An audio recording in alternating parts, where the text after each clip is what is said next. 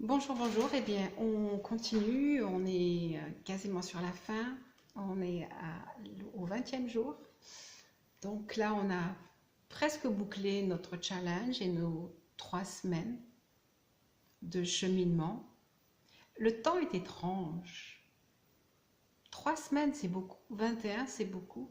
Mais en fait, chaque jour, euh, c'est comme s'ils étaient raboutés et je ressens là une espèce de somme de réception de choses, d'acquisition de connaissances et de cheminement. Je ressens d'avoir appris,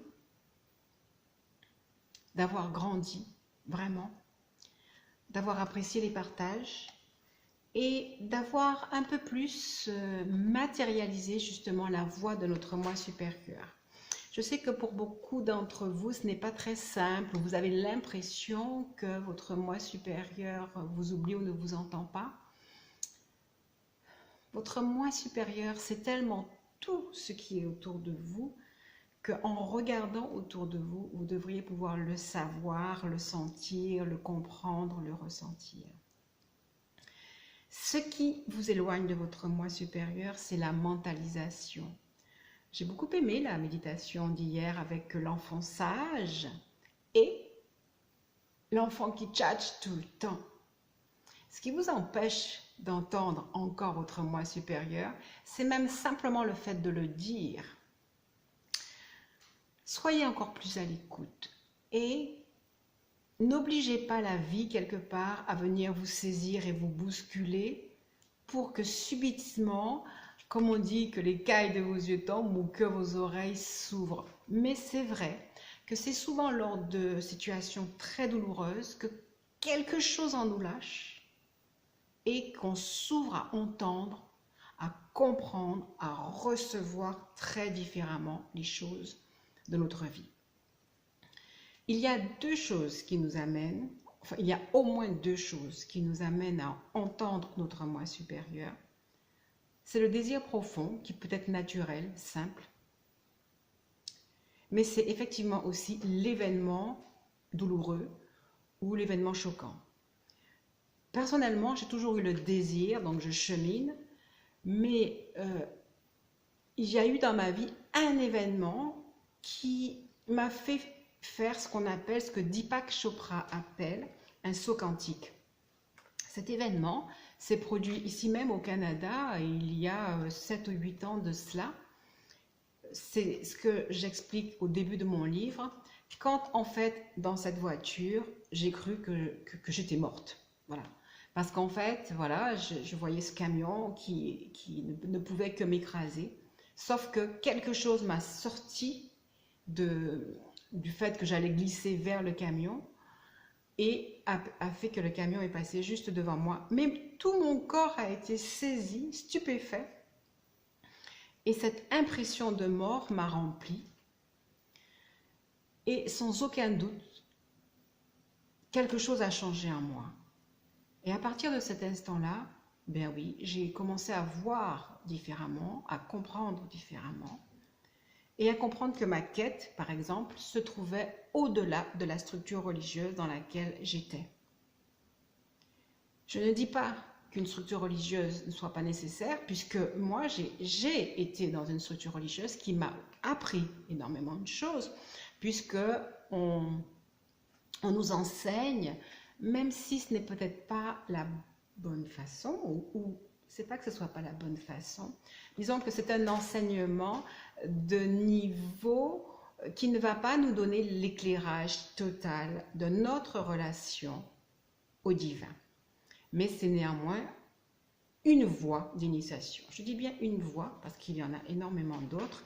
Les personnes que je côtoie aujourd'hui et qui ont la même vision que moi sont certaines fois, comme moi, d'anciennes religieuses. Je veux dire des personnes qui ont effectivement eu un parcours religieux, qu'ils aient adhéré à 100%, à 50, à 10, ou à 200, c'est pas grave. Et il y en a d'autres qui n'ont aucun parcours religieux, qui ont un parcours spirituel et qui, eux aussi, c'est comme s'ils accostaient à cette notion de 5D. je reprends que la notion de 5D est vraiment juste un état de conscience. Cette notion de conscience est quelque chose d'extrêmement important. Notre conscience est portée par nos croyances. On n'arrête pas de le dire. Plus nous nous ouvrons à la croyance de notre potentiel créateur, et plus nous avançons vers un système très libérateur.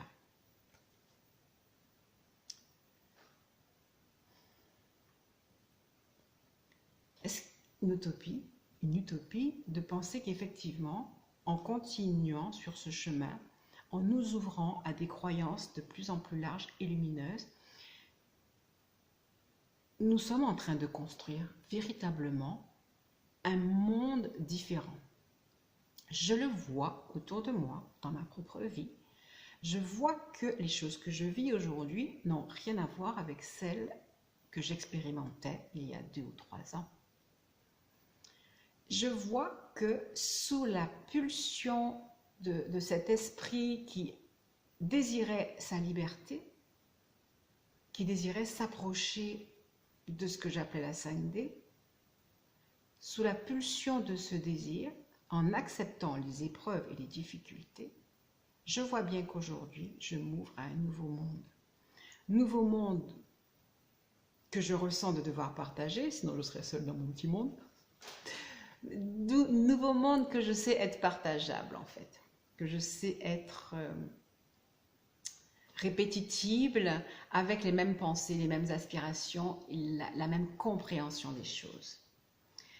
J'apprécie notre chemin, j'apprécie que pendant 21 jours, nous ayons été à l'écoute de notre moi supérieur au travers des cartes, au travers de ce tarot psychique. Et je vous répète que notre moi supérieur, la source, l'énergie universelle de création, je dirais cette espèce de... L'image est difficile à traduire. Ce récipient, cette toile, comme on parle de l'Internet, de l'ensemble des archétypes du monde entier, cette matrice universelle que nous avons décidé, choisi d'appeler notre moi supérieur, utilise tout, parce qu'elle est tout, pour entrer en relation avec nous, à nous d'ouvrir nos yeux, d'ouvrir notre cœur et d'accepter la croyance profonde que nous sommes une partie de cette conscience collective, évidemment, que nous sommes bien au-delà de notre apparence physique, que nous sommes des pensées. C'est extraordinaire, rappelez-vous de ce qui s'est passé avec la construction de ce tableau par Diane Beaulieu, qui il y a 3 mois de cela, je ne connaissais pas, qui a été inspiré par la source, a créé un tableau pour, je dirais, ce groupe que nous formons d'Antillais, de personnes qui portons des mémoires de souffrance, jusqu'à pouvoir matérialiser sur ce tableau une figure de proue, parce qu'en fait, je ne l'ai pas partagé avec vous, mais pour moi, l'ange androgyne à traits négroïdes, avec pour nous le visuel des mains sur le cas, diffusant la mémoire, cette porte de lumière aspirant au rachat et à la transmutation. Cet ange, donc, elle dessinait à cette époque-là en écoutant ce que lui inspirait la source, et pour moi, sans aucun doute. En tout cas, pour moi, je lui ai donné pour nom et pour symbole la mulâtresse solitude. Ce mot de solitude a une connotation extrêmement puissante pour moi. La solitude me semble apparentée au silence dans lequel nous pouvons recevoir des révélations profondes. Je parle souvent de solitude sacrée, ces instants où seul avec nous-mêmes on entend le silence, où on cherche la réconciliation avec notre être de lumière, tout en vivant une expansion avec toute chose, une fusion à toute chose. Cette expérience me montre, et je pense nous montre bien, combien est-ce que la source, elle est partout. J'ai offert à Diane mon livre Ma liberté, et Diane, derrière ses tableaux, elle écrit aussi des poèmes que la source lui donne. En lisant mon livre et en revenant vers moi, elle m'a dit « Ah ben c'est pas normal, on t'a dit la même chose ». Et c'était drôle cette façon de dire parce que on chérit tellement ces moments où on entend, où on écrit, où on a l'impression que seuls nous pouvons entendre. Non, j'ai toujours pensé que tout le monde pouvait entendre, Diane aussi, mais c'était incroyable pour elle de voir dans mes mots les propres choses, les propres mots, la propre vision qu'elle avait des choses. C'est pour ça que je sais que nous avons encore un travail à faire ensemble, au travers des cartes que nous-mêmes nous avons créées, Christelle Lucas pour ceux qui la connaissent et moi-même. Alors, pour continuer dans les connexions étranges, mon amie Céline a dit que le jeu de cartes devait porter le nom d'une figure importante de la féminité guadeloupéenne, antillaise. Et il m'est apparu clairement que ce jeu de cartes va s'appeler, ou en tout cas va porter l'empreinte de solitude. Dans notre solitude, nous allons accomplir notre plénitude et notre complétude. Et nous allons aller chercher dans cette merveilleuse femme le désir de proclamer la paix, la liberté, l'ouverture d'esprit et la conscience noble.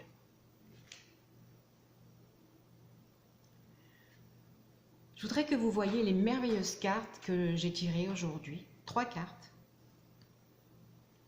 dont une que nous connaissons déjà. Non, ce n'est pas l'ombre. 3 cartes qui évaluent vos progrès. La première est celle-ci.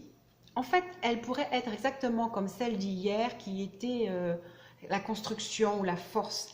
Parce que là, c'est marqué fondation et réalisation.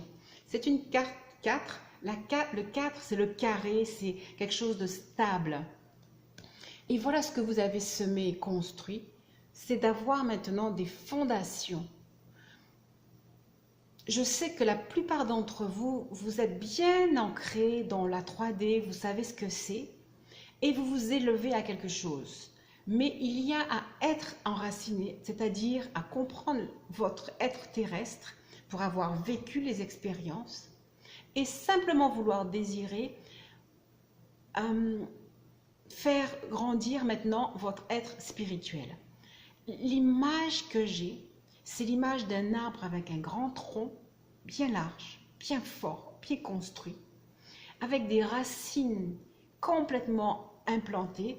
Et je vous rappelle le texte 14 du livre Ma liberté, où vraiment je vois un jour après une méditation un bougainvillier et il médite tes racines solidement implantées dans la terre.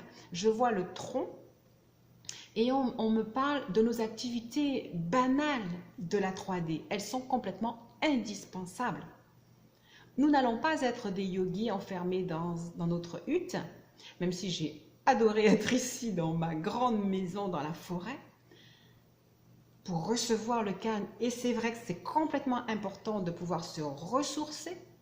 Et je suis très reconnaissante donc pour ce temps de ressourcement, de solitude et de silence qui m'ont permis d'être infusée de la vision de notre lumière. Et donc si je reviens à ce texte, il y a donc cet arbre, ses racines et les branches qui vont dans la lumière. Et le bougainvillier, c'est le tout.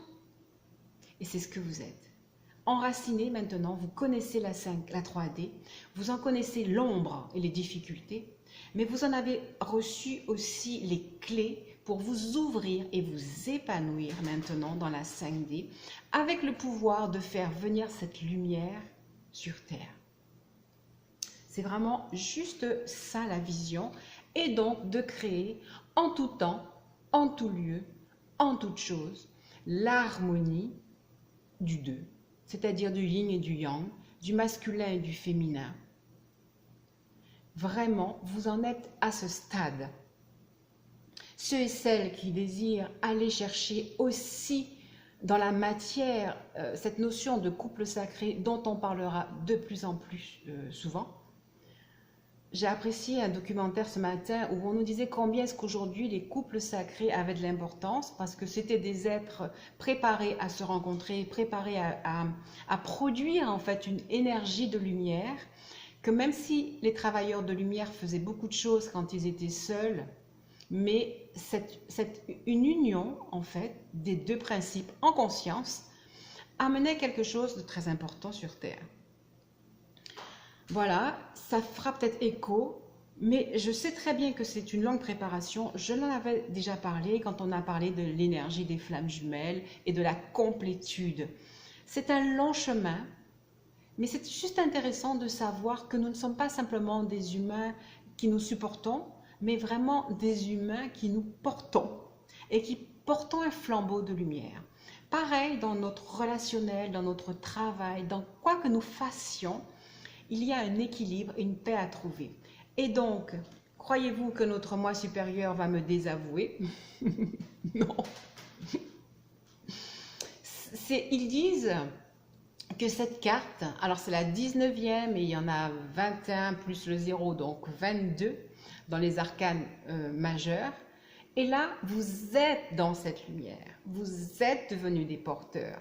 Je pense à quasiment chacun d'entre vous, vraiment, et j'ai encore envie de vous dire félicitations pour votre chemin. Entrez à l'intérieur de vous le fait que vous êtes des lumières. Vraiment, je vous laisse encore vous imprégner de cette carte.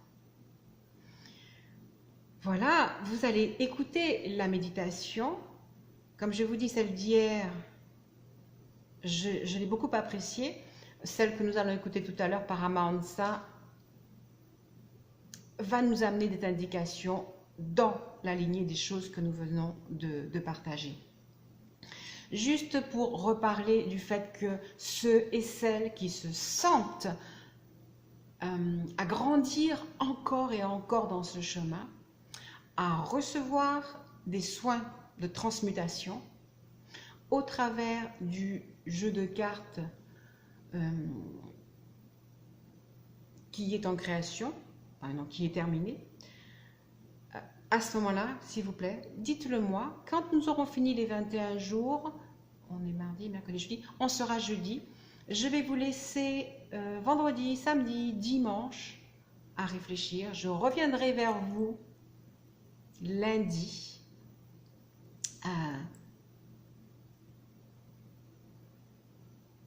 pour vous donner l'orientation nouvelle. Mais en attendant, je vais encore vous montrer donc une de ces cartes qui va nous porter. Elle est intéressante parce que le message qu'elle porte, alors elle est toute simple, c'est juste le sigle Theta. Mais ce sigle Theta, et cette carte qui est la numéro 10, ce sigle Theta est un appel à la méditation afin que vous puissiez vibrer en permanence l'état Theta, dont j'ai beaucoup parlé, n'est-ce pas, dans les premières capsules. Aujourd'hui, je considère que chaque fois que l'on commence une méditation, vous êtes en état Theta. À chaque fois que vous pourrez voir ou vibrer ou fixer cette carte, vous allez entrer en état Theta. Et à ces moments-là, vous pourrez entendre et recevoir les choses dont vous avez besoin et les transformations dont vous avez besoin.